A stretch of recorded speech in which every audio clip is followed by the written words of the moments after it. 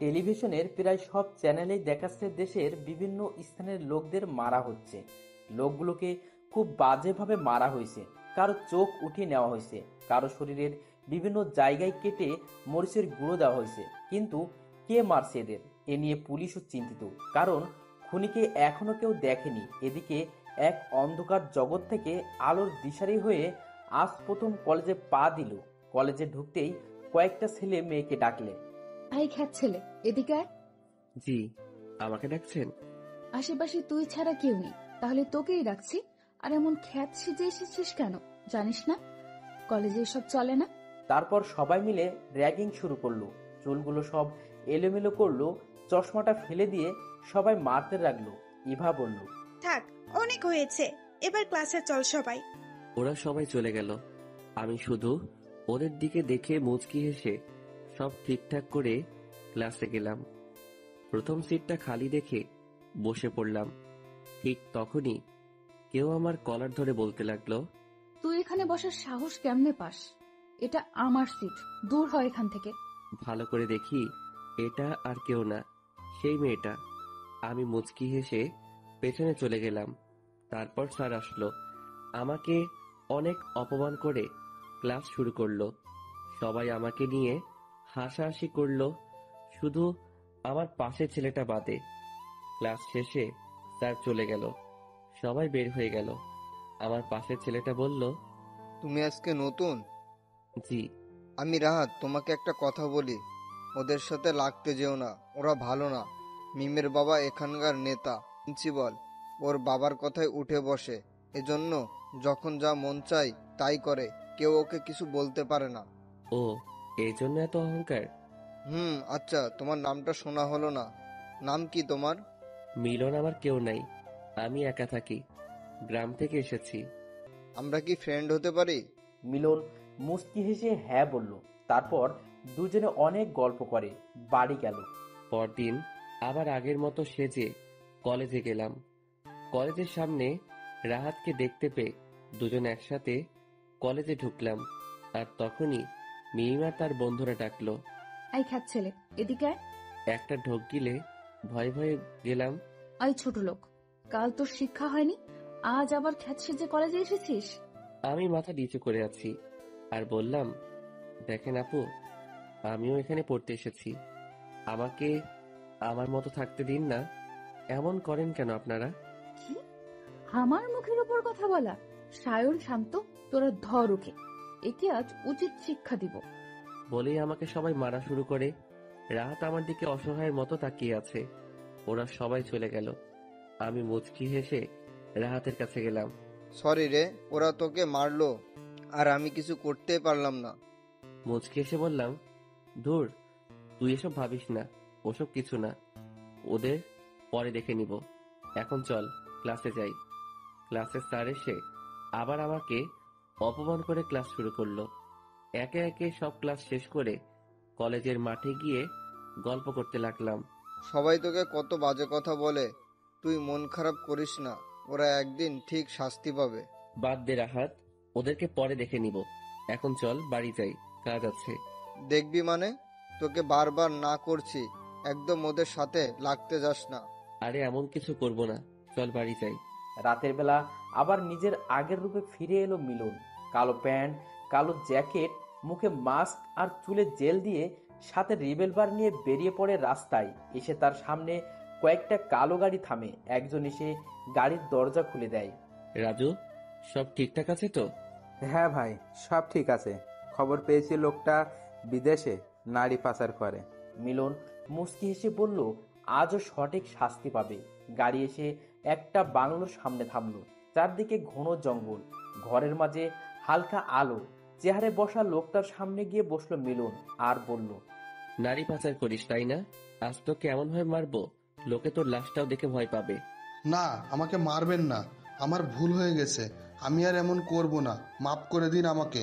অসহায়ের মতো বলল লোকটা। মিলন মুচকি হেসে বলল, মাফ আর আমি? তুই তো ক্ষমা পাবার কোনো রাস্তা রাখিসনি। এই বলে কপালে একটা গুলি করলো। সেটা মাথার পেছন দিয়ে বেরিয়ে গেল। তারপর শরীরের বিভিন্ন অংশ কেটে কাটা জায়গায় মরিচের গুঁড়ো দিতে লাগলো। তারপর আরো কয়েকটা গুলি করে লাশটা থানার সামনে ফেলে চলে গেল। পরদিন সকালে আবারও কলেজে গেল আগের মতোই, খ্যাত সেজে, খুব স্বাভাবিকভাবেই যেন কিছুই হয়নি। কলেজে এসে ক্লাসে ঢুকবো, তখনই মিম ও তার বন্ধুদের ডাক পড়লো। রাগ হচ্ছে খুব, সুযোগ পেলে মেরে হাসপাতালে পাঠাইতাম। এদের এত অহংকার কই থেকে আসে? এই মেয়ে শুধু মেয়ে বলে ছাড় পেয়ে যাচ্ছে। ও এই রাহাতটাকেও আজকে দেখতে পাচ্ছি না। মনে মনে বলে, ভাবনা ভরা চেহারা নিয়ে গেলাম ওদের সামনে।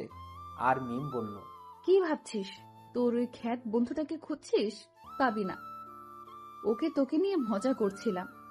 ও তখন একটু লেকচার দিচ্ছিল, তাই আমরা ওকে মেরে হাসপাতালে রেখে এসেছি, যেন আমাদের মুখের ওপর আর কথা বলতে না পারে। খুব রাগ হলো নিজের উপর। আমার জন্য রাহাত মার খেলো। এবার তো কিছু একটা করতেই হবে, না হলে এরা আরো বেশি এমন করবে। রাহাত কোন হাসপাতালে আছে খোঁজ নিয়ে ওর কাছে গেলাম। রাহাত আমাকে দেখে শুধু তাকিয়ে আছে। ও, এখন কেমন লাগছে তোর? এখন ভালো আছি। আমি ডাক্তারের সাথে কথা বলে রাহাতকে হোস্টেলে নিয়ে গেলাম। রাহাতকে শুইয়ে দিয়ে ওর পাশে বসে আছি। কিরে, তুই বাড়ি যাবি না? আমাদের গরিবদের আবার বাড়ি? এখন থেকে আমি এখানেই থাকবো, তোর পাশের রুমেই। তাহলে তো ভালো হলো। এখন তুই ঘুমা। আমি গেলাম রুমে। এসে একটু ভেবে শান্ত আর শারদের ফোনে ফোন দিয়ে ওদের একটা মেয়ের কথা বলে একটা জায়গায় যেতে বললাম। আর এদিকে রাজুকে ফোন করে ওদের বাংলোতে নিতে বললাম। কথা মতো কাজ হয়েছে, এখন শুধু যাবার অপেক্ষা। সবাই ঘুমিয়ে গেছে মধ্যরাতে। ওর পোশাক পরে চুলে জেল দিয়ে রিভলভার নিয়ে বেরিয়ে পড়লো। সবার চোখ আড়ালেও রাহাতের চোখে পড়লো। এটা কি হলো? ওটা তো মিলনের রুম। তাহলে এই লোকটাকেও, তাও আবার এত রাতে ওর ঘর থেকে বেরিয়ে গেল? রাহাত মিলনের পিছু নেয়, কিন্তু বেশি দূর যেতে পারে না। মাঝ রাস্তায় একটা কালো গাড়ি এসে মিলনকে নিয়ে যায়। আর রাহাত রুমে আসে।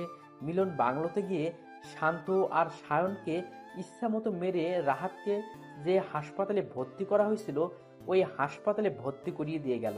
পরদিন সকালে মিলন রাহাতের রুমে গিয়ে দেখে রাহাত শুয়ে আছে। কিরে, কেমন লাগছে এখন? তার আগে বল, কাল রাতে মধ্যরাতে কই গেছিলি তুই? তোর কি মাথা খারাপ? আমি মাঝরাতে কেন বের হব? আমি সব দেখেছি। দামি দামি জামা প্যান্ট পরে বেরিয়েছিলি, আর তোর ঘরেও তালা ঝুলছিল, আর মাঝ রাস্তা থেকে একটা কালো গাড়িতে উঠে গেলি।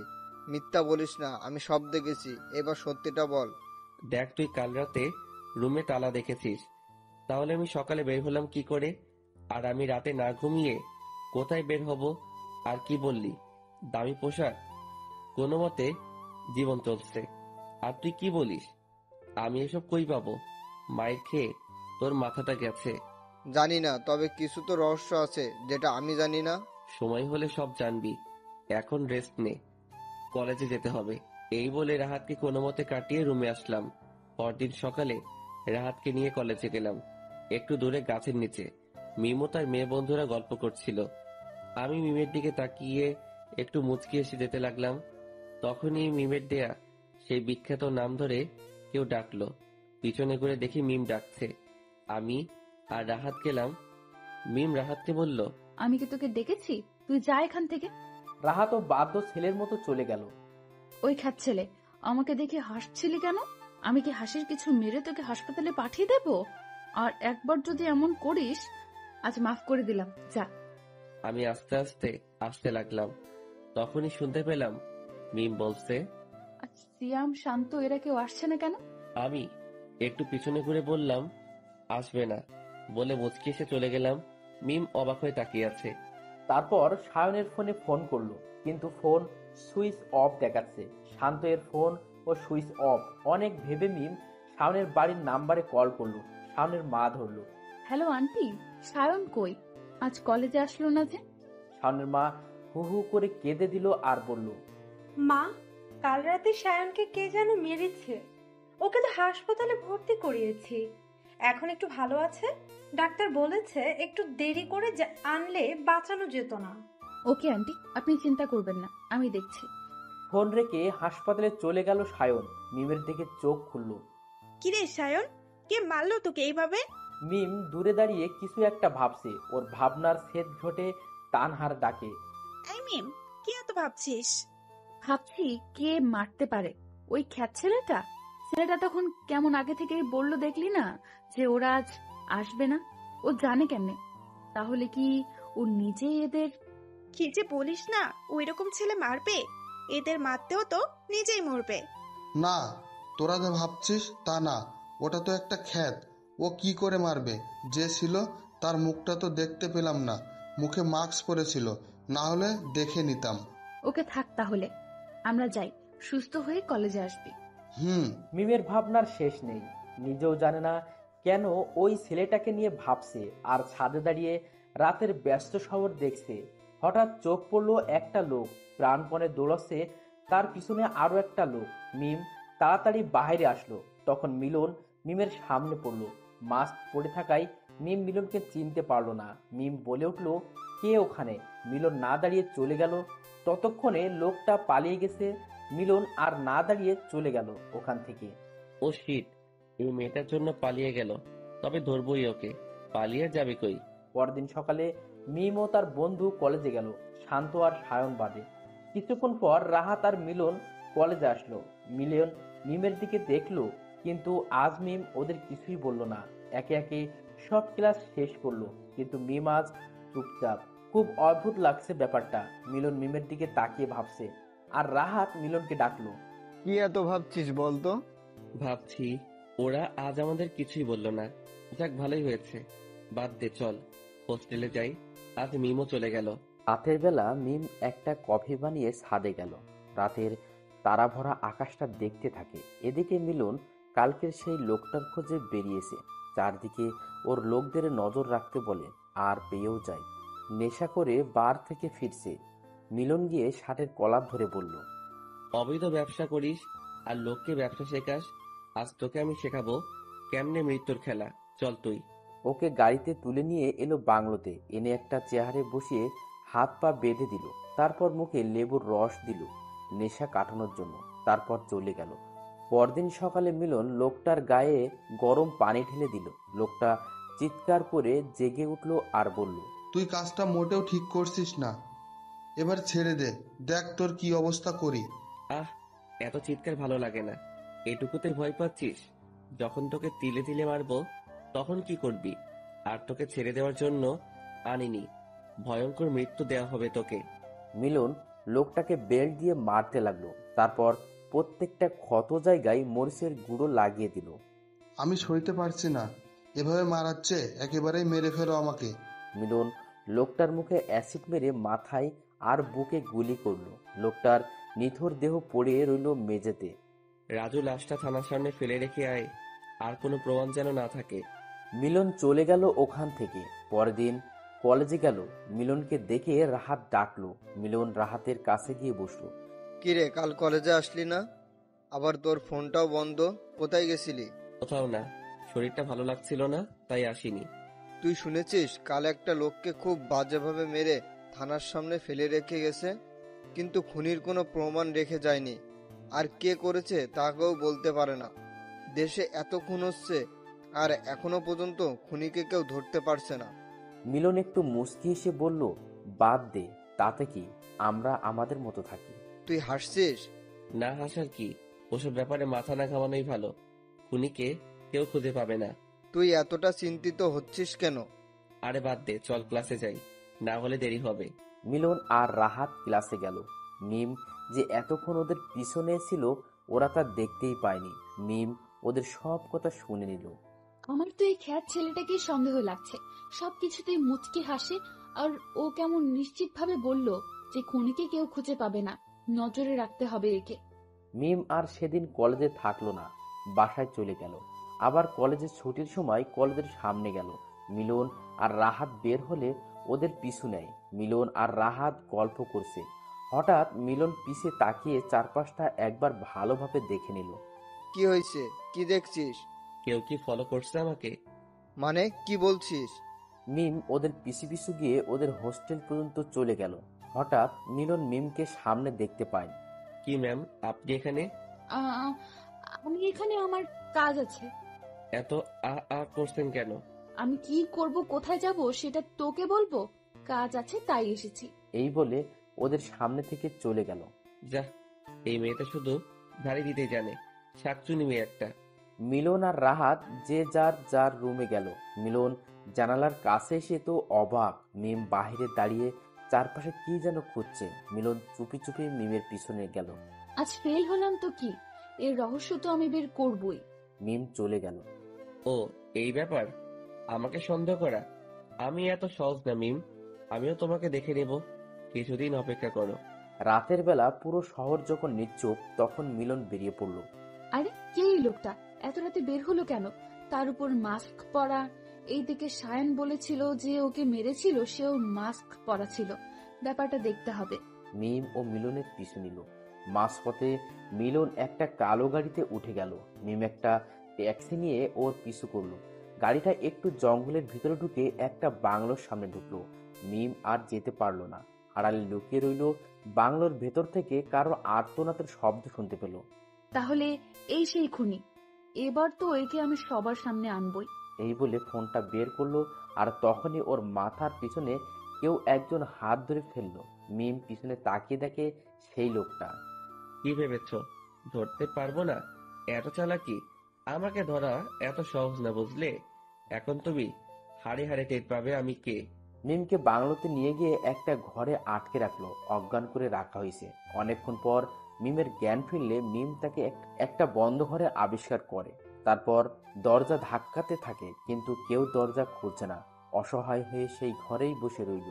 তারপর সকালে একজন এসে খাবার দিয়ে খেতে বলল। খাবো না আমি, নিয়ে যাও এগুলো, আমি বাড়ি যাব, বের করো আমাকে এখান থেকে। লোকটা কিছু না বলে চলে গেল মিলনের কাছে, আর বলল, স্যার, মেয়েটা বলছে ও খাবে না, এখান থেকে চলে যেতে চাই। ওকে তুমি যাও, আমি দেখছি। মিলন মিমের ঘরে গেল, গিয়ে দেখে শুয়ে আছে। মিলন মিমকে ডাকলো। মিম তো অবাক, এত কিউট ছেলেরা হয়। মিম অবাক হয়ে তাকিয়ে আছে। চোখ দিয়ে আমাকে গিলে খাওয়ার দরকার নাই, খাবারগুলো খাও। আমাকে আসছে ভয় দেখাতে, খাবো না। আর আপনি আপনার এই মাস্কটা খুলুন, আমি আপনাকে সবার সামনে আনবই। একটার পর একটা খুন করে যাচ্ছেন আপনি, আর এইভাবে সবার সামনে ঘুরেও বেড়াচ্ছেন। এখন সেটা আর হবে না। একবার বের হয়ে এখান থেকে, তারপর দেখে নেব আপনাকে। কি বললে? আমাকে ধরা এত সহজ নয়। নেহাত তুমি মেয়ে, না হলে এতক্ষণে তোমাকে মেরে শিয়ালকে দিয়ে দেহটা খাওয়াতাম। এখন চুপচাপ খাও, না হলে ভালো হবে না। না, খাবো না আমি। এবার মিলন একটা মুচকি সে খাবারগুলো রেখে চলে গেল, আর ভুলে দরজার তালা লাগালো না। মিম খেয়ে চুপচাপ শুয়ে আছে। এদিকে মিমের বাবা পুরো মিডিয়া চ্যানেলে দিয়েছে মিম নিখোঁজ হওয়ার খবর। পুলিশরা হন্য হয়ে খুঁজছে, কিন্তু পাচ্ছে না। রাতের বেলা মিম শুনতে পেল চিৎকার। মিম দরজার কাছে গিয়ে দরজাটা একটু ধাক্কা দিতেই খুলে গেল। আস্তে আস্তে এগিয়ে দেখতে পেল একটা লোক চেহারে বাঁধা, আর তার উপর নির্মমভাবে অত্যাচার করা হচ্ছে। তারপর মিলন বলছে, তোকে এমন মৃত্যু দেব, লোকে তোর লাশটাও দেখতে চাইবে না। তার আগে আমার মুখটা একবার দেখে যা, কে মারলো তোকে। এই বলে মিলন ওর মাস্কটা খুলে একটা ছুরি দিয়ে লোকটার ঘাড় থেকে মাথা আলাদা করে দিল। মিম এখনো শকড হয়ে আছে, কোনো কথা বেরোচ্ছে না। এটা তো আর কিছু বলতে পারলো না। মিলন মিমকে দেখে ওর দিকে এগিয়ে আসছে, আর মিম এক দৌড়ে ঘরে গিয়ে বিছানায় চুপটি করে বসে আছে, ঘরের দরজা লাগিয়ে। মিম ভয়ে দরজা লাগিয়ে বসে আছে। মিলন এসে দরজা ধাক্কাচ্ছে, কিন্তু মিম দরজা খুলছে না। অবশেষে মিলন দরজা ভেঙে ঘরে ঢুকে দেখে মিম বিছানার এক পাশে চোখ বন্ধ করে বিড়বিড় করছে। মিলন ডেভিলস হাসি দিয়ে ওর কাছে গিয়ে বসলো। এতে মিমের ভয়টা যেন আরো দ্বিগুণ বাড়লো। শয়তান, এইভাবে একটা মেয়েকে আটকে রেখে এইভাবে ভয় দেখানো হচ্ছে। একবার ছাড়া পাই, বিড়াল বানিয়ে ছেড়ে দেব। যা ভাবছো তা আর হবে না, কারণ তুমি আর এখান থেকে বের হতে পারবে না। ইচ্ছে করলে সবার মতো তোমাকেও একেবারে মারতে পারি, কিন্তু না, তুমি আমাকে অনেক জ্বালিয়েছো, তোমাকে তিলে তিলে মারবো। এই বলে মিলন মিমকে টেনে বাথরুমে নিয়ে ঝর্ণা এর নিচে রেখে ঝর্ণা ছেড়ে দিয়ে বলল, এখানে এভাবে ভিজতে থাকো যতক্ষণ আমি না বলছি বের হবে না। এই ঠান্ডায় আপনি যতক্ষণ বলবেন আমি ততক্ষণ এখানে দাঁড়িয়ে থাকবো। পাগল আপনি? চুপচাপ যা বলছি তাই করো, না হলে এর ভেতর যে কয়টা গুলি আছে সব তোমার মাথায় যাবে। অনেকক্ষণ ভেজার কারণে ঠান্ডা লেগে মিম জ্ঞান হারিয়ে ফ্লোরে পড়ে যায়। কয়েক ঘন্টা পর মিলন এসে দেখে মিম ফ্লোরে পড়ে আছে। মিলন মিমকে তুলে বিছানায় শুইয়ে দেয়, তারপর চেঞ্জ করিয়ে গায়ে কম্বল জড়িয়ে দেয়। মিমের শরীরে প্রচন্ড জ্বর এসেছে আর বারবার মা বলে ডাকছে। এটা শুনে মিলনের মায়ের কথা মনে পড়ে গেল। ভাবতে থাকলো ওর আগের দিনগুলোর কথা। চলুন সংক্ষেপে একটু অতীত ঘুরে আসা যাক। কেন মিলন মাফিয়া হলো?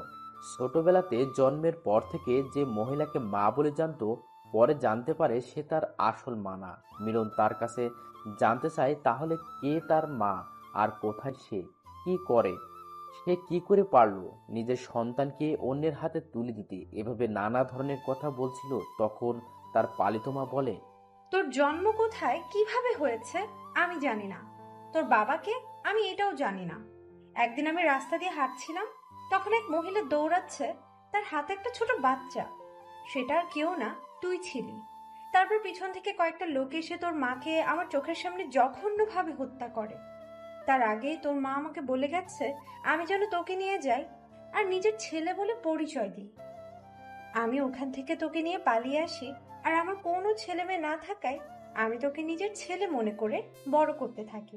কথাগুলো ভাবতে ভাবতে মিলনের চোখ ছলছল করে উঠল।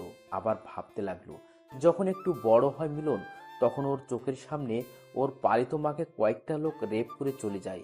লোক সমাজের ভয়ে ওর মা আত্মহত্যা করে। মিলন তখনও ন্যায় বিচার পায়নি। সেদিন থেকেই ও ভাবে সমাজে এসব লোকদের ও শাস্তি দেবে, তার মায়ের খুনিদের তিলে তিলে মারবে। সেদিনের সেই ছোট্ট মিলন আজকে মাফিয়া। তার মনে নেই কোনো দয়াময়া, ভালোবাসা আছে শুধু একরাশ হিংস্রতা। ভাবতে ভাবতে রাগে মিলনের চোখ লাল হয়ে যায়। এদিকে মিমের জ্ঞান ফিরে আর বলে, প্লিজ আমাকে যেতে দাও, আমি বাড়ি যাব। আমি কাউকে তোমার ব্যাপারে কিচ্ছু বলবো না, প্লিজ ছেড়ে দাও। মিমের কথা শুনে মিলনের রাগ আরো বাড়লো। মিলন ঘর থেকে চলে গেল। মিম একটু পর উঠে দেখে দরজা খোলা আর আশেপাশে কেউ নেই। তাই মিম চুপি চুপি বেরিয়ে পড়ে আর জঙ্গল পার হতে থাকে। উফ, বাঁচলাম। কি ভয়ানক ছেলে বাবা। আর মনে হয় ভজা মাছ উল্টে খেতে পারে না। আর এইদিকে কত বড় মাফিয়া, সব পুলিশ সিআইডি খুঁজে মরে, আর ও কেমন সবার সামনে ছদ্মবেশে ঘুরে বেড়াচ্ছে। যাই হোক, আমারও অনেক কিছু শেখা হলো। এই সুযোগে বাড়ি থেকে বের হতে পারলাম, কিন্তু বাড়িতে যাব না। একবার যখন এই বাড়ি থেকে বের হয়েছি, তখন আর যাব না। এখন আমার সামনে এগোতে হবে আমার লক্ষ্য পূরণের জন্য। মিম চলে যায় কোনো এক অজানায়। এতদিন মিম ওর বাড়ি থেকে অনেক দূরে নির্জন একটা জায়গায় বাড়ি বানিয়েছে। এখন সেখানে গিয়েই শুরু হবে প্রতিশোধের খেলা। কেউ বাঁচতে পারবে না। এদিকে মিলন চারদিকে মিমকে খুঁজতে থাকে। মিম রাতের বেলা বের হলে কয়েকটা ছেলের সামনে পড়ে তাদের মধ্যে একজন বলে, আরে দেখ দেখ, এটা সেই মেয়ে না? পেপারে দেখলাম পাখি পাইছি। একে এর বাড়ি দিতে পারলে এর বাবা 5 লাখ টাকা দিবে, আমরা আরো বেশি চেয়ে নিব। ওরা মিমের দিকে এগোতে থাকে। মিম দৌড়তে থাকে। হঠাৎ মিলনের সাথে ধাক্কা খায়। মিম মিলনকে দেখে চিনতে পারে। মিলন মিমকে পিছনে রেখে ছেলেগুলোর কাছে যায়। কি রে, কি চাই? এইভাবে একটা মেয়েকে তাড়া করছিস কেন? আরে শালা তুই কে রে? সামনে থেকে সর, মেয়েটাকে আমাদের চাই। সরে যা, না হলে তোর লাশ পড়বে। তাই তোরা আমার লাশ ফেলাবি, মেয়েদের বিরক্ত করবি? আমার বড় বড় কথা। এই মাফিয়াকে তোরা মারবি? তোদের আমি মেরে এখানে ফেলে রেখে যাব। মরার আগে তোদের মৃত্যু দূতকে একবার দেখেই যা। মিলন মাস্ক খুলে আর ওরা ভয় পেয়ে মিলনের পায়ে পড়ে যায়। আমাদের মাফ করবেন, আমরা ওকে কিছু করতে চাইনি। ওর বাবা পেপারে দিয়েছে, ওকে যে বাড়িতে নিয়ে গিয়ে দিতে পারবে তাকে 5 লাখ টাকা দিবে। মিলন এটা শুনে অবাক হয়ে পিছনতে তাকায়। মিম স্কার্ফ দিয়ে মুখ ঢাকে। মিলন আর কথা না বলে ওদের গুলি করে আর বলে, তোরা এমনি করিস, তোদের বেঁচে থাকার কোনো মানেই না। রাজুকে বলে ওদের লাশগুলো জঙ্গলে ফেলে দিতে, যেন শিয়াল কুকুর খায়। আর ওই মেয়ে, কি ভাবছিস পালিয়ে বাঁচবি? চল এখান থেকে, মজা দেখাচ্ছি। মিম মিলনের রাগী লুকটা দেখে ভয় পায় আর ভাবে, না, এর কাছে কিছুতেই ধরে দিব না, না হলে সব জ্বলে যাবে। মিম আবার দৌড়াতে থাকে। চোখের পলকে মিমকে মিলন হারিয়ে ফেলে। রাজু, ওকে আমার চাই, খুঁজে বের করো যত তাড়াতাড়ি সম্ভব। মিলন বাংলোতে চলে যায়। একটা সিগারেট ধরায়। নিকোটিনের ধোঁয়ায় কষ্টগুলো উড়িয়ে দেয়। মিমও বাড়ি এসে শুয়ে পড়ে আর ভাবে। ততটাও খারাপ না। যাই হোক, আমার কি। মিম ঘুমিয়ে পড়ে। পরদিন সকালে উঠে জগিং করে কয়েকদিন আর বের হলো না। ভালোভাবে গুলি চালানোর মারপিট সব শিখে নেয়। আজ রাতেই বের হব মা। আমি তোমার খুনিকে মারতে যাচ্ছি। প্রতিশোধ নেবার সময় হয়ে গেছে। আকাশের দিকে তাকিয়ে বলল আর বাইক নিয়ে চলে গেল। বস, পুলিশ আমাদের খোঁজ পেয়ে গেছে, ওরা এদিকে আসছে, এখন কি হবে? মিলন নিকোটিনের ধোঁয়া ছেড়ে বলে। কি খুব চালাক ভাবিস নিজেকে? পেছন দিক দিয়ে ছুরি মারবি আর আমি বুঝতেও পারবো না? এটা কেমনে সম্ভব? এত সহজে মাফিয়া হয়নি, বুঝলি? তুই বেইমানি করেছিস। বেইমানিদের আমার কাছে কোনো মাফ নেই। মিলন বাকি গার্ডদের বলে ওকে ক্রস ফায়ার করতে। ওরা ওকে মারে, নিমিষে রক্ত দিয়ে ভেসে যায়। রোডটা বাহিরে পুলিশ এসে গেছে। পুলিশরা সিগন্যাল দিচ্ছে। একটা পুলিশ বাড়ির ভেতরে ঢোকে, মিলনের দিকে গুলি তাক করে আর বলে, সবাই হাত ওপরে তোল, অনেক জ্বালাছিস, এখন জেলে গিয়ে পচে মরিস। মিলন মুচকি হেসে পাটা একটু তুলে লাইটে গুলি করে রুমটা অন্ধকার হয়। আর এই সুযোগে গোপন দরজা দিয়ে সবাই পালিয়ে যায়। সবাই জঙ্গলে লুকিয়ে পড়ে, কিন্তু মিলন আলাদা রাস্তায় যায়। পুলিশরা আবার মিলনকে ঘিরে ফেলে আর বলে, বাকিদের পায়নি তো কি, কান টানলে মাথা আসে। মিলন চুপ করে আছে, চারদিকে দেখছে। অফিসার এসে মিলনের মাথায় একটা মারে, কয়েকটা পুলিশও মারে। মিলন চিৎকারও করছে না, দেখে ওরা আরো জোরে জোরে মারে। মাফিয়া এখন আমি দেখাবো তোকে। অফিসার গুলি চালালো, মিলন একটু সরে গেল। গুলিটা ওরা হাতেই লাগলো। ওই পথ দিয়ে মিম যাচ্ছিল, হঠাৎ দেখতে পায় কয়েকটা লোক একজনকে মারছে। মিম সামনে এগিয়ে যায় আর দেখে, আরে, এ তো এত বড় মাফিয়া। ধরা পড়লো কিভাবে? সাহায্য করতে হবে আমাকে। মিম মাস্কটা পরে, হাতে রিভলভার নিয়ে অফিসারকে তাক করে একটা গুলি করে। গুলি চালাতে এগিয়ে যায় আর কয়েকজন পুলিশ। এগিয়ে আসলেও তাদের মিম মারে আর মিলনের হাত ধরে দৌড়ায়। মিলনকে বাইকের পেছনে বসিয়ে বাইক স্টার্ট দেয়। অনেক জোরে বাইক চালিয়ে এক নিমেষেই সবার চোখের আড়ালে হারিয়ে যায়। একটু দূরে গিয়ে বাইক থামিয়ে মাস্কটা খুলে মিলনকে বলে, আমাকে শক্ত করে ধরুন, না হলে পড়ে যাবেন। মিলন মিমকে ধরে। মিলন অবাক হয়ে মিমকে দেখছে। মিম বাড়ি ফিরে গিয়ে মিলনের হাত ব্যান্ডেজ করে দেয়। মিম মিলনের হাত ব্যান্ডেজ করেছে। মিলন শুধু মনে মনে ভাবছে, এই মেয়ে কেমনে সবার মধ্যে দিয়ে নিয়ে আসলো? আর একে তো খুঁজছে, তার মানে কি ও লুকিয়ে আছে? না, আমাকে সতর্ক থাকতে হবে। মিলনের ধ্যান ভাঙে মিমের ডাকে। কি এত ভাবছেন? খেয়ে নেন, আমি আপনাকে কোনো শাস্তি দিব না। আমি আপনার মতো না। ঘুমিয়ে পড়ুন। আমি খাবো না, তুমি খাও, খিদে নেই আমার। ও, বুঝতে পারছি, হাতটাই তো মনে হয় ব্যথা। ওকে, আমি খাইয়ে দিচ্ছি। অনেকক্ষণ না খেয়ে থাকায় খিদেও পেয়েছে, তাই কথা না বলে চুপচাপ খায়। খাওয়া শেষে মিম প্রশ্ন করে, আচ্ছা, আপনি এত বড় মাফিয়া, সবার মাঝে ঘুরে বেড়ান, আর এভাবে আটকা পড়লেন কেন? সবচেয়ে বড় কথা, এই জগতে নামলেন কেন? পড়াশুনো করে তো নিজের জীবন গুছিয়ে নিতে পারতেন। মিলন মিমের কথা শুনে আগের কথা মনে পড়ে যায় আর অনেক রাগ হয়। মিম সেটা বুঝতে পারে। এই মেয়ে, তোকে আমি এত কথার জবাব দিতে রাজি না, বুঝলি? রাতটা পার করে সকালে চলে যাব, এখন শান্তিতে থাকতে দে। ধাক্কা দিয়ে চলে যায় বারান্দায়। মিলন রাতের আকাশটা দেখতে থাকে। পাশে কখন যে মিম আসে বুঝতে পারে না। মিলন বাইরে যাবার জন্য রেডি হয়। এই অবস্থায় বাইরে না গেলেই নয়। চুপচাপ থাকো, না হলে তোমার বাবাকে বলে দেব তুমি এখানে আছো। মিলন বেরিয়ে যায়। রাজু আর ডনকে ফোন করে জঙ্গলে আসতে বলে। ওরা আসলে ওদের বলে, সবকটা পুলিশকে আমার এখানে চাই, যারা আমার গায়ে হাত তুলেছে। ওকে বস। ওরা চলে যায়, এক একজন এক এক দিকে। এখন সবাই জেনে গেছে ওরা মিলনের লোক, তাই পুলিশগুলো ওদের দেখে পিছু নেয় আর ওরা জঙ্গলে দৌড়ে আসে। জঙ্গলে আসলে তারা ওদেরকে ঘেরাও করে। রাজু আর ডন ওদের থেকে গুলি নেয়। খালি হাতে দাঁড়িয়ে আছে সামনে।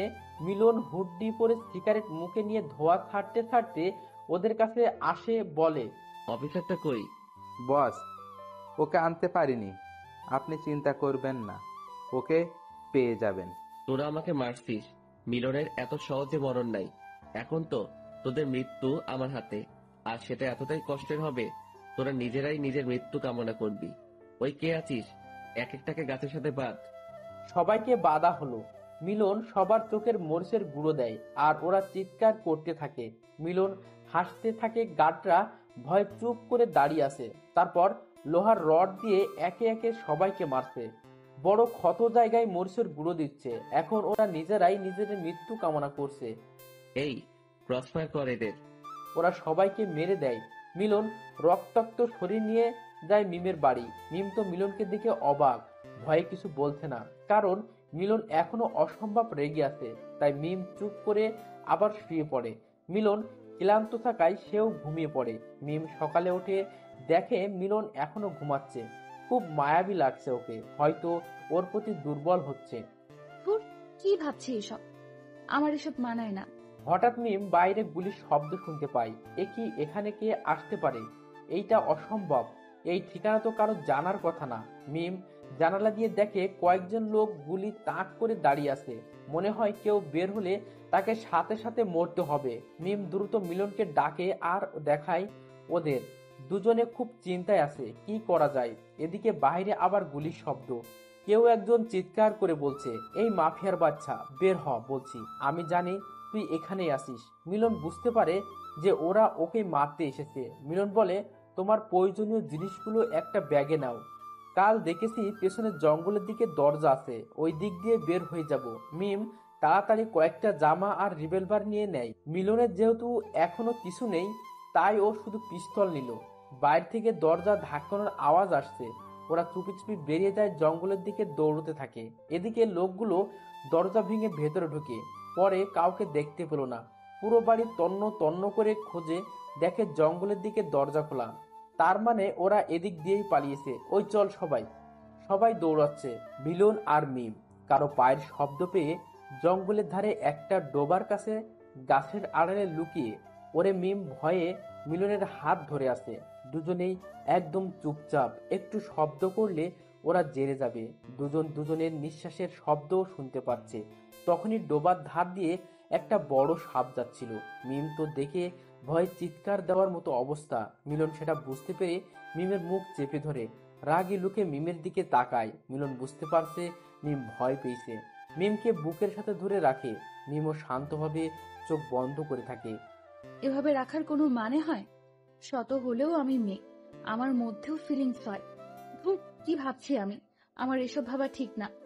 আর এর মনে তো দয়া বলতে কিচ্ছু নেই। সুযোগ পেলে আমাকেও যে কি করবে, তার চেয়ে ভালো চুপচাপ থাকি। মনে মনে বলছে মিম। এদিকে ওরা প্রায় কাছাকাছি। ওদের মধ্যে কেউ একজন বলল, বস, ওরা মনে হয় জঙ্গলে নেই, পালিয়েছে। চলুন অন্যদিকে খুঁজি। হ্যাঁ চল, খুঁজে তো বের করবই, কুচি করব ওকে। ও আমার ভাইকে মেরেছে, চল এখান থেকে। ওরা চলে যায়। মিলন মিমের উপর রাগ ঝাড়তে থাকে। এই মেয়ে পাগল তুমি? চিৎকার দিলে ওদের হাতে এতক্ষণে কুচি কুচি হতে হতো, তোমার জন্য ধরা পড়তে হতো। না মানে, ওই সাপটা দেখেছেন? কত বড় আর ভয়ানক। একবার কামড় দিলে আমি শেষ। জানি না তো, লক্ষ্য পূরণ না করে আমার মরতে ইচ্ছে করছে না। হুঁ, মাফিয়া জগতে নেমেছ, আবার মরার ভয় করে? চুপচাপ থাকো। আচ্ছা, আমি না হয় আমার মায়ের খুনের প্রতিশোধের জন্য এই জগতে পা রাখলাম। আপনি কিসের জন্য মিথ্যা বলবেন না? আমি জানি কেউ এমনি এমনি মাফিয়া হয় না।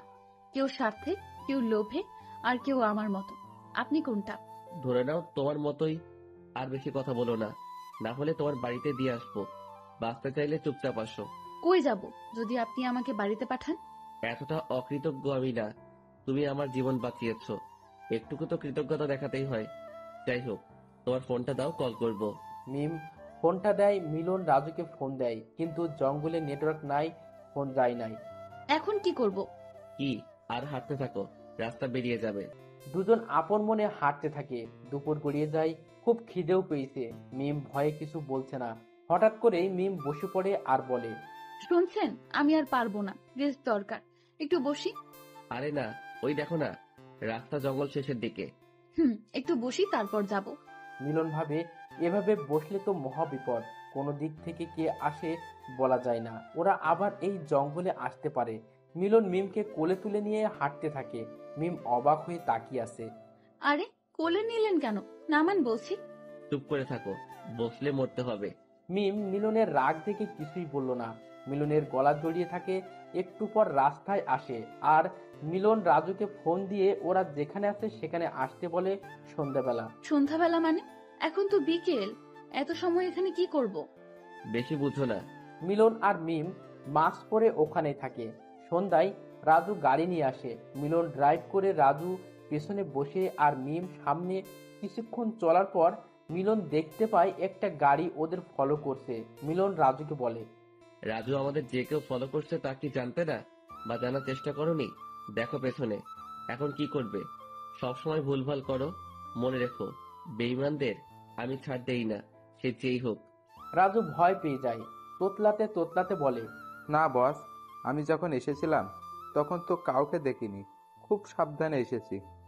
আরে, এভাবে নিজেদের মধ্যে ঝগড়া না করে কি করে এদের থেকে বাঁচা যাবে সেটা ভাবুন। মিম একটু বাইরে উকি দিয়ে দেখে গাড়িটা আর কারো না, বাবার।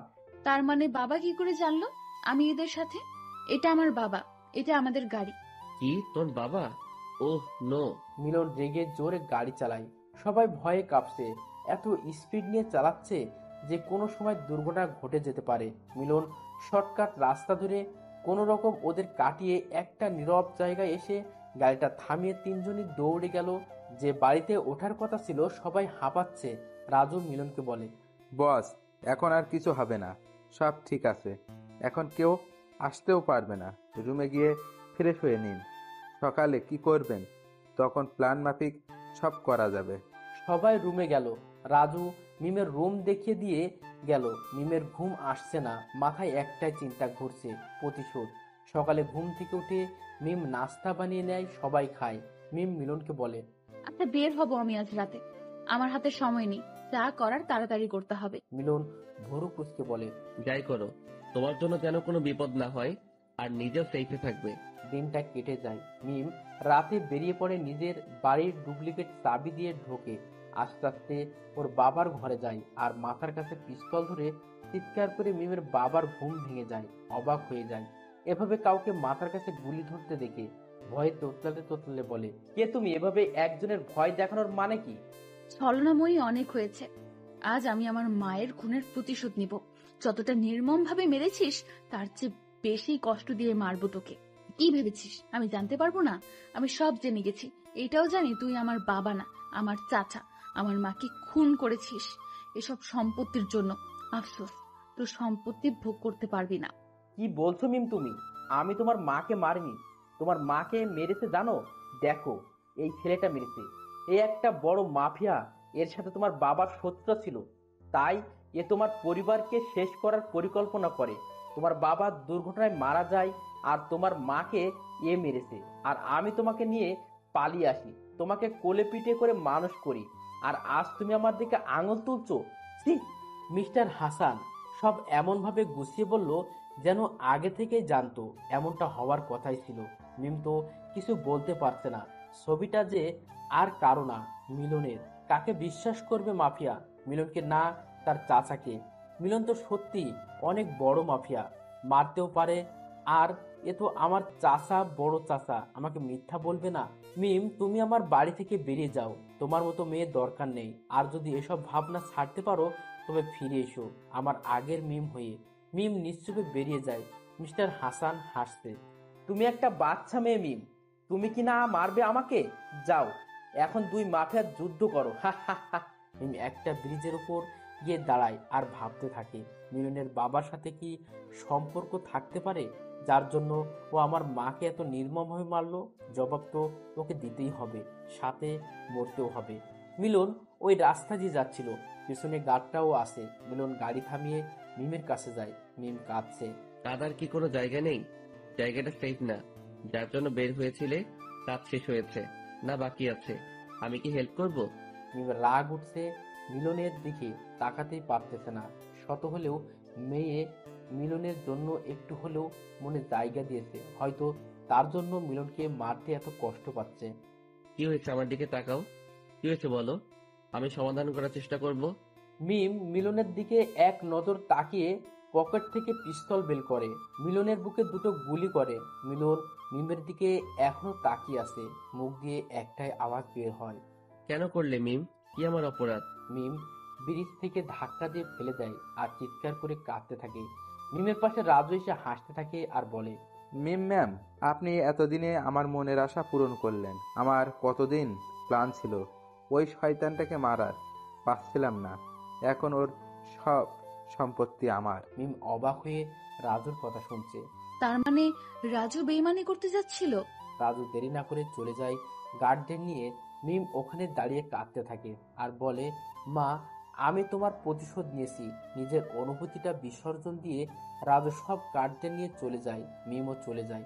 কাঁদতে কাঁদতে প্রত্যেকটা নিউজ চ্যানেলে দেখাচ্ছে দেশের সবচেয়ে বড় মাফিয়া অবশেষে খুন হলো কোন এক মুখোশধারীর কাছে। কে এই মুখোশধারী যে এই অসাধ্য সাধন করলো? সে যেই হোক না কেন, তাকে আন্তরিকভাবে জানাই আমাদের সকলের শুভেচ্ছা। সেদিনের পর থেকে মিম নিজেকে গুটিয়ে নেয়, নিজের মনে ভাবতে থাকে, কিছু একটা ভুল হয়েছে। এভাবে মিলনকে খুন করা ঠিক হলো না। হয়তো এমন সত্যি আছে যেটা আমি জানি না। আমি কেন সত্যিটা যাচাই করলাম না? আমি যখন সত্যিই একা থাকতে পারছি না। মনে মনে যে আমি তোমাকে ভালোবাসি, জানি তুমি কোনোদিন ফিরবে না, কারণ আমি নিজের হাতে তোমাকে শেষ করেছি। এদিকে রাজু মিলনের সব সম্পত্তি নিজের নামে করে নেয়। এখন মিলনের পুরো গ্যাংটা রাজু চালায়। খুশি মনে আর বলতে থাকে, কি হলো তোর মাফিয়া? তুই আমাকে হুকুম করতি, আজ দেখ আকাশের তারা হয়ে দেখছিস, কিন্তু কিছু করতে পারছিস না। তোর সাম্রাজ্য এখন আমার। দেখবি এখন আমি হব এই দেশের মাফিয়া। লোকে আমাকে দেখে ভয় পাবে। এদিকে রেহানা তাদের ছেলেকে নিয়ে ব্যস্ত হয়ে পড়েছে। আজ 8 মাস পর তাদের ছেলে একটু একটু করে নড়ছে। রেহানা বেগম ডাক্তারকে ডাকে, রোহান সাহেবকে খবর দেয়। ডাক্তার চেক আপ করে বলে, আপনারা বিচলিত হবেন না, রোগী এখন সুস্থ আছে, রোগীকে একা থাকতে দিন, উনি সুস্থ হবেন। রোহান সাহেব বাইরে গেলেন ডাক্তারের সাথে কথা বলতে। রেহানা বেগম তার ছেলের পাশে বসেন। বাবা, তুই জেগে উঠেছিস? উঠ বাবা, দেখ আমি তোর মা। একবার মা বলে ডাক আমাকে, কথা বল আমার সাথে। তুই আমার ছেলে। আজ থেকে তোর নাম দিলাম আবির। তুই আমার আবির। আবির শুধু ভাবছে, কি থেকে কি হলো কিছুই বুঝতে পারছি না। এরা কারা? আমাকে আবির ডাকে কেন? আপনারা কারা? আমি এখানে থাকবো না, অনেক কাজ আছে, আমার যেতে দিন। আমাকে আমার এই পৃথিবীতে কেউ নেই, আমি একা। আমি এখানে কি করে এলাম জানি না, তবে আমাকে সুস্থ করার জন্য আপনাদের ধন্যবাদ। এ কি, উঠতে পারছি না, শরীরে এত ব্যথা কেন? আহ! তুমি এখনো পুরোপুরি সুস্থ নও। সুস্থ হও, তোমাকে সব জানানো হবে। ডাক্তার বলেছে উত্তেজিত না হতে, রেস্ট করো। রেহানা, তুমি ওর খেয়াল রেখো, কোনো সমস্যা হলে আমাকে বলবে। আমি গেলাম। কয়েকদিন আবির পুরোপুরি সুস্থ হয়ে যায় রোহানা বেগমের যত্নে। আবিরকে ছেড়ে দেওয়া হয়। রোহানা বেগম আবিরকে বাড়িতে নিয়ে যায়, খাইয়ে দেয়। রাতে আবির বের হবার জন্য তৈরি হয়। রুম থেকে বেরিয়ে ওদের দুজনকে দেখতে পায়।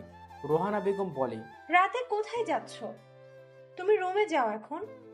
ওহ, আমি কতবার বলবো আমি আপনাদের ছেলে না। আমার আসল পরিচয় জানলে নিজেরাই আমাকে বের করে দিবেন, তাই আগে চলে যাচ্ছি। দেখো বাবা, তোমাকে আমরা নিজের ছেলের মতো করে এতদিন দেখেছি। তুমি কি জানো তুমি 7টা মাস কোমায় ছিলে? তোমাকে আমরা নদীর ধারে পাই, রক্তাক্ত শরীর নিয়ে। জ্ঞান ছিল না তোমার। আমরা নিজের ছেলে মনে করে বাঁচিয়েছি। অনেক আগে আমরা আমাদের ছেলেকে হারিয়েছি। আর এখন তুমিও যদি যেতে চাও, যেতে পারো আবির। আবির বলে ডাকবেন না, খুব রাগ হয় আমার। আমার একটা নাম আছে, সেই নামে ডাকবেন। আমার নাম মিলন। আমি এ দেশের মাফিয়া। কেউ একজন আমার সাথে বেইমানি করে আমাকে মেরেছে, শাস্তি তো তাকে পেতেই হবে। ছাড়বো না আমি তাকে, যেখানে থাকুক খুঁজে বের করবই। মিলনের কথা শুনে রোহান সাহেব আর রোহানা বেগম অবাক হয়। যাকে নিজেদের ছেলে মনে করলো সে কিনা দেশের মাফিয়া। তাহলে সেদিন নিউজ চ্যানেলে এর মৃত্যুর খবর বলেছিল। মিলন নিজের রাগ কন্ট্রোল করে বলে, আপনি চিন্তা করবেন না, আমি আপনাদের কোনো ক্ষতি করব না। আর আপনি তো আমাকে মায়ের মতন আদর করেছেন, আজ থেকে আমি আপনাকে মা বলেই ডাকবো। কিন্তু আপনাকে বাবা বলতে পারবো না, বাবা নামটাকে আমি সহ্য করতে পারি না। মা, আমি আসছি, কিছু কাজ আছে, তুমি চিন্তা করো না, আমার কিছু হবে না। রোহানা বেগম মিলনকে জড়িয়ে ধরে কাঁদে আর বলে, বাবা, তুই যেই হ, তুই আমার ছেলে। তোর কোনো ক্ষতি হবে না। মায়ের দোয়া যে তোর সাথে। মিলন মুচকি হেসে বেরিয়ে যায়। মিম কয়েকদিন পর পর চলে আসে সেই ব্রিজে যেখানে মেরেছিল নিজের ভালোবাসাকে। আজও এসেছে। আর মিলনও চলে যায় সেখানে যেখান থেকে ওর স্বপ্নের শেষ হতে চলেছিল। সেখানে গিয়ে দেখে একটা মেয়ে অঝরে কাঁদছে। মিলন একটু কান খাড়া করে শুনতে পায়, তুমি তো আকাশের তারা হয়ে গেছো। দেখতে পাও আমাকে? আমাকেও নিয়ে যাও, আমি একা থাকতে পারছি না। ভালোবাসি তোমাকে, জানি না কেন মারলাম আমি, সত্যি না জেনে। আর সেই সত্যি আজও আমার কাছে অজানা। মিম এখানে। ভালোবাসো তোমায়, তো শাস্তি পেতে হবে। তিলে তিলে মারবো তোমাকে, বেইমান একটা। মিলন পেছন থেকে বলে।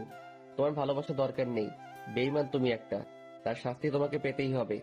আমি ফিরে এসেছি। মিম আশেপাশে তাকিয়ে দেখে কেউ নেই। কে ছিল তাহলে? কে বললো কথাটা? এটা তো মিলনের গলা। তবে কি ও সত্যি ফিরে এসেছে? কিন্তু কিভাবে সম্ভব? আমি যে নিজের হাতে ওকে। মিলন চলে যায় তার নিজের এলাকায়, খোঁজ খবর নেয়। বেশি কিছু জানতে পারে না। চলে যায় বাড়িতে, নিজের ঘরে গিয়ে ভাঙচুর করে। শব্দ শুনে রোহানা বেগম আসে। কি হয়েছে? কি করছিস? চুপ কর। মা, আমি কি করে শান্ত থাকি? বেইমানি করলো আমার সাথে, যাদের আমি এই সমাজে সম্বল করে দিয়েছি, আজ সবাই আমার সাথে বেইমানি করলো। কারো রেহাই হবে না। তুই জানো মা, আমার বাড়ির দারোয়ান কাকা আমার বিরুদ্ধে আজ। ওর জন্য কি না করিনি। সত্যি আমার কেউ নেই। তুমি যাও, আমি ঠিক আছি, একদম ঠিক আছি। রেহানা বেগম মিলনের রাগ দেখে আর কিছু না বলে চলে যায়। মিলন 1 ঘন্টা ধরে শাওয়ার নিয়ে নিজের রাগ কন্ট্রোল করে রুমে এসে শুয়ে পড়ে। পরের দিন মিলন সারাদিন উঠে না শুয়েই থাকে। রেহানা বেগম এসে অনেক ডাকাডাকি করে, তবুও ওঠে না। বিকেলে উঠে ফ্রেশ হয়ে নিচে গিয়ে রেহানা বেগমকে ডাকে। রেহানা বেগম ছেলের ডাক শুনে আসে তাড়াতাড়ি, মিলনকে খেতে দেয়। মিলন খেয়ে মায়ের থেকে বিদায় নিয়ে বেরিয়ে পড়ে। হঠাৎ একটা ছেলের সাথে ধাক্কা খায় মিলন। দেখতে পায় ছেলেটি আর কেউ না, রাহাত। এতদিন পর রাহাতকে পেয়ে মিলনের আহ্লাদের শেষ নেই। কিন্তু রাহাত অবাক, শুনেছিল মিলন মারা গেছে। মিলন দেখতে পায় কয়েকটা গার্ড তাদেরকে ঘিরে আসে। মিলন মাস্কটা পরে নেয়। রাহাতকে পেছনে রেখে সুযোগ বুঝে একজনের হাতে লাথি মারে। সে পড়ে গেলে গুলেটা নিয়ে একে একে সবাইকে মারতে থাকে। রাহাত শুধু তাকিয়ে দেখছে। এটা কি সেই মিলন যে কিনা এতটা হাবাগোবা ছিল? সে এত নিষ্ঠুরভাবে কেমনে মারতে পারছে সবাইকে? মেরে মিলন রক্তাক্ত শরীর নিয়ে রাহাতের সামনে যায়। রাহাত তোতলাতে তোতলাতে বলে, কে তুমি? ওদের এভাবে মারলে কেন? মিলন রাহাতকে জড়িয়ে বলে, তুই আমার এত কাছের বন্ধু, পারলি আমাকে ভুলে যেতে? আমি মরিনি, আবার ফিরে এসেছি প্রতিশোধ নিতে। আমাকে কেউ মারতে পারবে না আল্লাহ ছাড়া। এবার বল, ওরা তোকে তাড়া করছিল কেন? কলেজে তুই সবসময় আমার সাথে থাকতি। তুই জানিস রাজু ভাই তোর সাথে বেইমানি করেছে? আমাকে সব বলেছে। ওদের সন্দেহ তুই বেঁচে আছিস। কাল রাতে কে একজন নাকি তোর মতো কাউকে দেখেছে, তাই ওরা আমাকে তুলে নিয়ে যায়। আমি কোনো মতে ওখান থেকে পালিয়ে আসি। শেষমেশ রাজুও আমার সাথে এমন করলো। শাস্তি তো ও পাবেই। সামান্য সম্পত্তির জন্য বেইমানি। রাহাত, তুই কোনো টেনশন করিস না। তুই আমার সাথে চল। আমি যেখানে থাকি তুইও সেখানে থাকবি। আজ থেকে তুই আমার ভাই। যাওয়ার পথে সেই ব্রিজে থেমে যায়। দুজনে গল্প করতে থাকে। হঠাৎ রাহাত দেখতে পায় মিমকে। রাহাত মিলনকে বলে, দেখ ভাই মিম, সবাই তো ভাবছে ও মরে গেছে। আজ 1 বছর হলো, আজও কেউ ওর খোঁজ পায়নি। এ সত্যি মিম তো নাকি ভূত? আরে না, এটা মিম। আমি বলছি তোকে। ঘটে যাওয়া ঘটনা সব রাহাতকে বলে। ওরা দূর থেকে মিমকে দেখছে, আর মিম আকাশের দিকে তাকিয়ে তারার সাথে কথা বলছে আর কাঁদছে। মিলন রাহাতকে নিয়ে লুকিয়ে বলে, কেঁদে কোনো লাভ নেই ম্যাম। যে ভুল আপনি করেছেন তার শাস্তি পাবেন। মিম এই কথা শুনে চারদিকে শব্দের ঠিকানা খুঁজতে থাকে, কিন্তু কাউকে পায় না। কি হচ্ছে আজকাল আমার সাথে? কি করে সম্ভব এটা? আমি কি পাগল হয়ে গেলাম? মিম পেছনে তাকিয়ে দেখে মিলন দাঁড়িয়ে আছে। মিম এক ঝটকা খায়, শুয়ে দেখে সত্যি তো এটা মিলন। কিন্তু কেমনে সম্ভব? আমি তো নিজের হাতে। মিম মিলনকে জড়িয়ে ধরে। মিলন মিমকে এক ঝটকায় সরিয়ে দেয়, একটা চড় মারে। কি অবাক হচ্ছে তাই না? আমি এখনো বেঁচে আছি, মরিনি। এত সহজে আমার মরণ নেই। মরতে তো তোমাকে হবে আমার হাতে।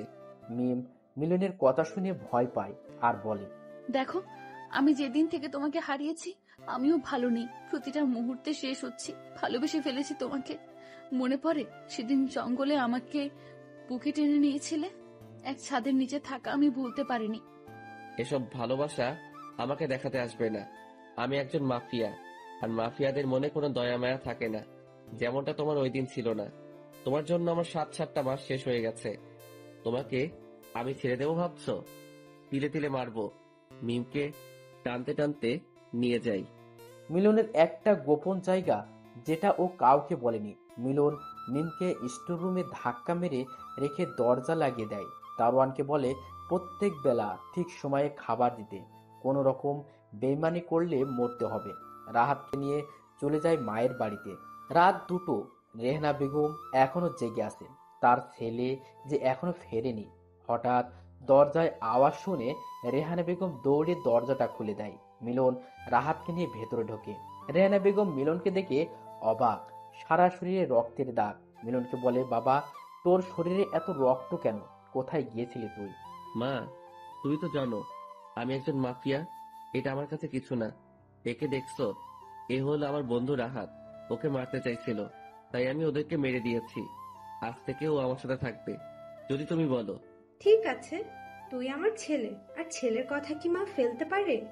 তোর এই অবস্থা, তোর বাবা দেখার আগে কাপড় পাল্টে আয়, আমি খেতে দে, ততক্ষণ আমি রাহাতের সাথে গল্প করি। এদিকে মিম কেঁদেই যাচ্ছে। ঘরটা ধুলোয় ভরা। বারবার হাসি আসছে। হালকা আলোর একটা বাল্ব চলছে। ভাঙা একটা জানালা। মিম জানালার কাছে গিয়ে দাঁড়ায়। রাতটা নির্ঘুমে কেটে যায়। এদিকে মিলন যেন মিমকে আটকে শাস্তি পাচ্ছে। শান্তির ঘুম দেয়।